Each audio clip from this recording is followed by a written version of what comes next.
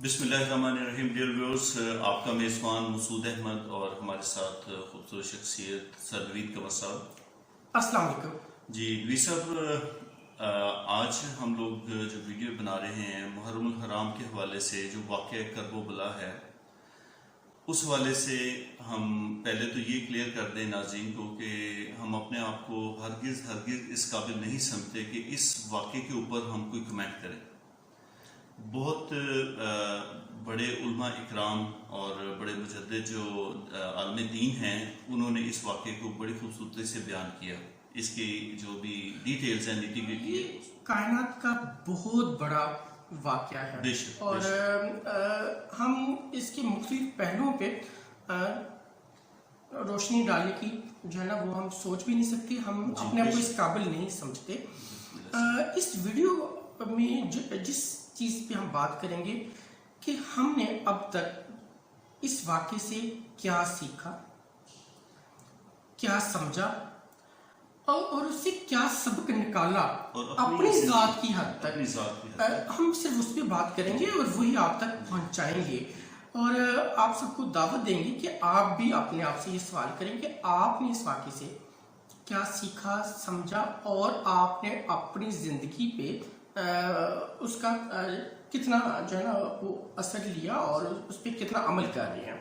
तो मकसद इस वीडियो का ये है। जी बहुत ही खूबसूरत बात आपने की और हमें ये वाक़या जो असबाब देता है मुख्तलिफ, और हमने असल तो नवीसब कामयाबी ये हमारी कि हम कोई भी वाक़या, और ये तो दुनिया कायनात का सबसे बड़ा वाक़या हुआ हज़रत हुसैन रज़ी अल्लाह तआला अन्हु और उनकी जो फैमिली, तो उन वाले से तो ये तो बहुत बड़ा वाक़या है। तो इसका हमने अपनी अमली ज़िंदगी के ऊपर हमने इसका इतलाक़ करके देखना है और हमने इससे क्या क्या सबक लिया और अपने लिए हमने इसमें से जो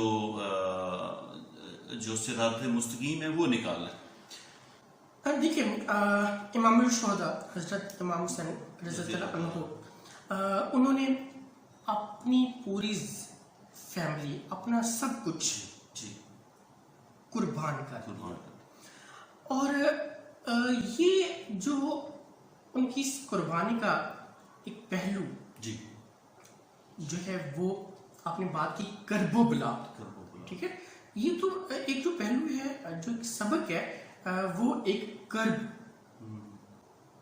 एक पहलू जो कर्ब का है कि ये वाक़या एक इतना कर्बनाक है कि इसको इसका ज़हन में आते ही हमारा जो दिल है उसमें एक दुख और दर्द की कैफियत में वो मुब्तला हो जाता है और एक कर्ब की कैफियत तारी हो जाती है। इस कर्ब की कैफियत में, महज इस कर्ब की कैफियत में रहना हमारे लिए काफ़ी नहीं, जो मैं एक बात समझ पाया हूँ इस बात से, इस वाक़े से, कि महज उस कर्ब की कैफियत में रहना वो काफ़ी नहीं, उससे एक कदम आगे बढ़ना है, ये समझना है, ये सीखना है कि इस वाक़े का मकसद क्या था, ठीक है। और मैं बात में ऐड कर दूं, सबक सीखना ही काफ़ी नहीं है, उस पे अमल करना। अल्लाह ताला हम सबको तौफीक दे कि हम उन सबकों को समझें भी और उन पे अमल भी करें। तो उसके चंद सबक जो आपने मुझसे जिक्र किए, हम उन पे बात करेंगे। जो मैंने सीखा वो मैं उस पर बात करूँगा। तो आप बताएं कि नबी साहब, बहुत ही खूबसूरत माशाल्लाह आपने पहलू उजागर किया कि असल में सिर्फ सबक सीखना ही नहीं, सबक के ऊपर अमल करना असल काम है। तो इसमें एक चीज़ नबी साहब जो देखने में आती है वो ये कि इताअत अमीर, जो आपका अमीर है उस वक्त का या उस सिचुएशन का जो अमीर है, क्योंकि हर सिचुएशन का अलग अमीर होता है। जब आप जॉब पे हैं तो आपका कोई अमीर और है, जब घर के अंदर है तो वालिद आपके अमीर है, जब आप किसी टीम में हैं तो आपके कोई और अमीर है।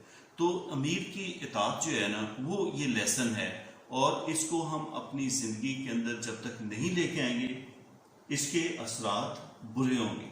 तो फिर जो है ना वो बहुत खूबसूरत बात जो है। देखिए, अल्लाह ताला की इताअत सबसे पहले, अल्लाह के रसूल की इताअत, फिर तीसरे नंबर पे अमीर की इताअत। और आपने बिल्कुल अच्छा डिफाइन किया कि अमीर कौन सा है। घर में अगर हैं तो घर का सरदार जो है आपका अमीर है।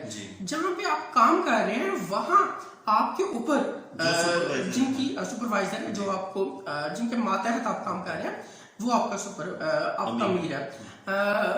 اگر ملک کی سطح پہ دیکھیں تو حاکم وقت جو ہے وہ آپ کا امیر ہے. اس زمانے میں جو ہے کرب و بلا جب یہ واقعہ ہو تو اس زمانے میں سچا امیر، اصل امیر جی امام اعظم مقام حضرت امام حسین رضی اللہ عنہ امیر تو وہ تھے. تو ان کے جو لوگ تھے اس زمانے میں وہ کسی ڈر خوف کی وجہ سے اطاعت نہیں کی، مطلب ان کے بیعت نہیں کی. جی ٹھیک ہے. تو دیکھیں کیا ہوا لوگوں کے ساتھ.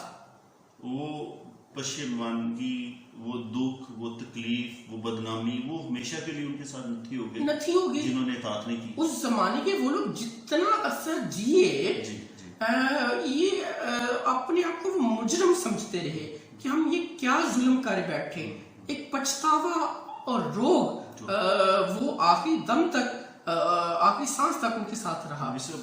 تو اگر ہم کسی بھی شعبے میں ہوں، کسی بھی لیول پہ ہوں، اگر ہم اپنے امیر کی اطاعت نہیں کریں گے، اگر اصل امیر کی جگہ پہ کسی اور کو اپنا امیر سمجھ لیں گے، یہ بھی ایک اہم پہلو ہے. تو پھر واقعہ کربلا ہوگا، کرب و بلا. اور یہ سب بہت ہی پیاری بات آپ نے، اور اللہ کرے کہ سب سے پہلے تو مجھے یہ خود سمجھ لگے جو نبی صاحب نے فرمایا، اور باقی جو ہمارے ناظرین ہیں ان تک بھی یہ بات، ان کے دل تک یہ بات پہنچے، کیونکہ سچی بات ہمیشہ اس کی پہچان کیا ہے کہ وہ دل کو لگتی ہے. سچی بات آپ نے سچی بات کی. اس جو پہلو ہے واقعی کربلا کا، جو میں نے سمجھا کہ جو حق اور سچ ہے نا، اس کو مٹایا نہیں جا سکتا، یہ مٹ نہیں سکتا. ٹھیک ہے. جو آپ کا جو آپ اگر حق اور سچ کے علمبردار ہے تو آپ کا نام مٹایا نہیں جا سکتا، اور آگ سے مٹایا نہیں جا سکتا. یہ کس حد تک بات ٹھیک ہے کہ اس کو دبایا جا سکتا ہے. ٹھیک ہے. لیکن یہ مٹ نہیں سکتا. میں اس کو تھوڑا ایک مثال کے ذریعے واضح کرتا ہوں کہ ایک سپرنگ ہے، وہ آپ عام کیفیت میں اس کا سائز یہ رہتا ہے، کھینچ کے اس کو اتنا کر سکتی ہیں، دبا کے آپ اس کو اتنا کر سکتی ہیں.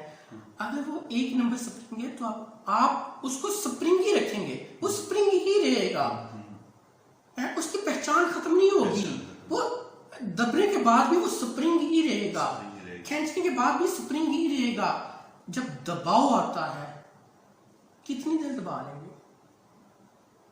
دبائے رکھنے والا تھک جائے گا، اور جب بھی وہ تھکے گا، جیسے ہی دباؤ ہٹے گا، جیسے ہی دباؤ ہٹے گا وہ اپنی واپس آ جائے گا. بالکل ٹھیک ہے. تو یہ جو بات ہے کہ حق اور سچ کو، یہ بڑی خوبصورت بات، معذرت کے ساتھ قطع کلامی معاف. تو آپ کی مثال سپرنگ والی سے مجھے آیا، کیونکہ میرا ذرا شوق تھوڑا سا پلانٹیشن کا بھی ہے، وہ بھی بیچ میں بات آ گئی. تو بیج جو ہے نا، بیج اس کو اگر دبا دیں نا تو وہ تناور درخت بن کے نکلتا ہے. بالکل ایسے ہی ہے. تو یہی بات وہ جو بیج ہیں وہ حق اور سچ کے علمبردار ہوتے ہیں، اور وہ جب باہر نکلتے ہیں تو پہلے سے زیادہ شان و شوکت کے ساتھ باہر نکلتے ہیں. ابھی دیکھیں نا واقعہ کربلا کے اندر حضرت امام رضی اللہ تعالیٰ عنہ، حضرت حسن رضی اللہ تعالیٰ عنہ، حضرت حسین رضی اللہ تعالیٰ عنہ، اور وہ اب تناور درخت ہیں، اور وہ ہمیشہ رہنے ہیں انشاءاللہ تعالیٰ. ٹھیک ہے نا. تو اسلام زندہ ہوتا ہے ہر کرب و بلا کے بعد، ہر کربلا کے بعد.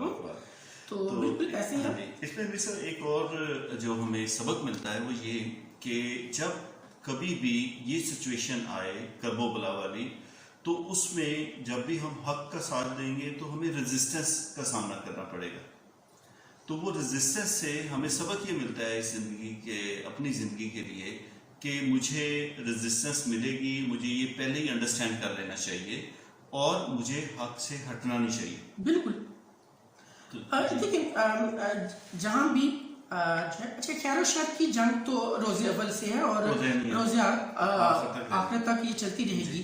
تو جہاں بھی خیر ہوگی اس کو رزسٹ کیا جائے گا، مزاحمت آئے گی، اس میں کوئی شک نہیں ہے. تو وہ مزاحمت کا یہ مطلب نہیں ہے کہ آپ جو ہے وہ پیچھے ہٹ جائیں، اسٹیپ بیک ہو جو ہے امام الشہداء حضرت امام الشہداء حضرت حسین رضی اللہ عنہ، دیکھیں ان کے پاس دو راستے تھے.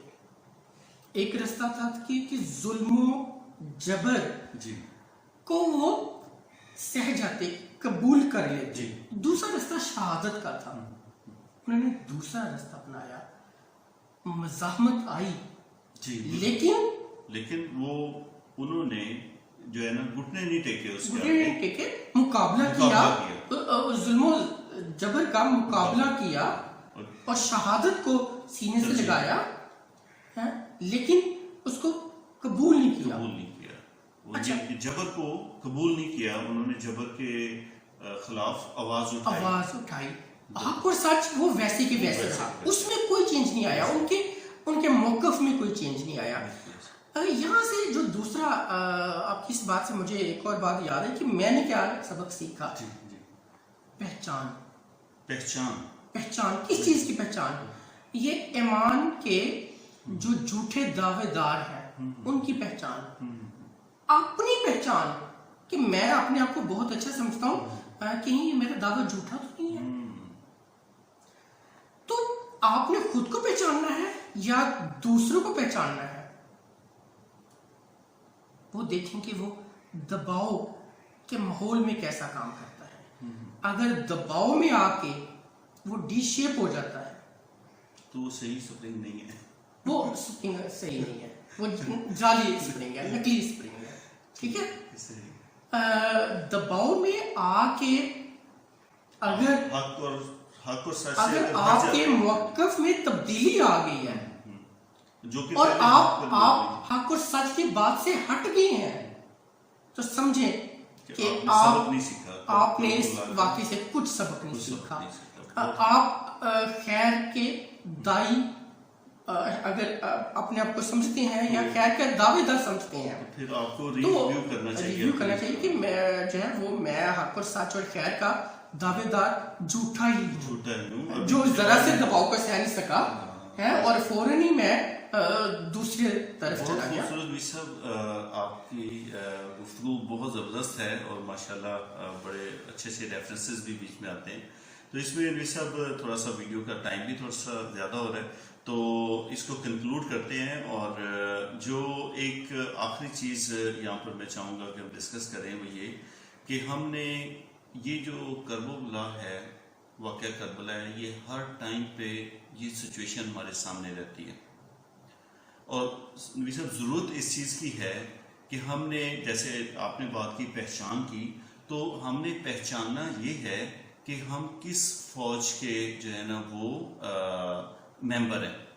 کیا امام علی مقام حضرت حسین رضی اللہ تعالیٰ عنہ کی فوج یعنی کہ حق کے ہم جو ہے نا پیروکار ہیں یا ہم ظلم والی سائڈ ہیں؟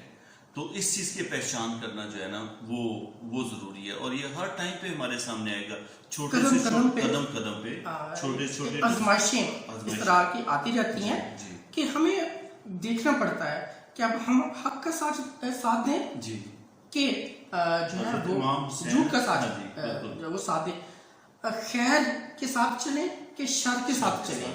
تو یہ قدم قدم پہ ہمیں دیکھنا پڑتا ہے، ہمیں حالات کا سامنا کرنا پڑتا ہے اور قدم قدم پہ ہمیں یہ فیصلہ کرنا پڑے گا کہ ہمیں یزید کی فوج میں اب شامل ہونا ہے کہ حضرت امام حسین رضی اللہ عنہ ان کی فوج میں شامل ہونا ہے. بہت خوبصورت بات اللہ تعالیٰ ہمیں ہمت و توفیق دے کہ ہم حق اور سچ کو پہچانیں اور حق اور سچ پہ قائم رہیں.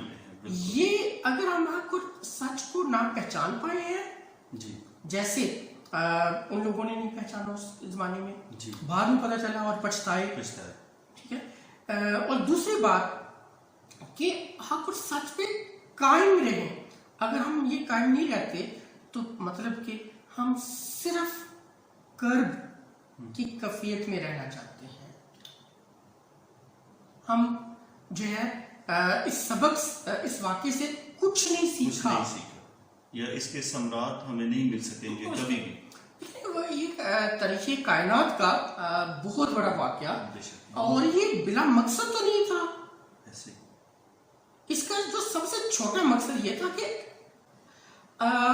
جو قیامت تک تمام لوگوں کو ایک پیغام چلا جائے، ایک سبق پڑھا دیا جائے کہ حق اور سچ پہ ڈٹ جانا ہے، پیچھے نہیں ہٹنا. بہت خوب، بہت خوب، بہت خوب.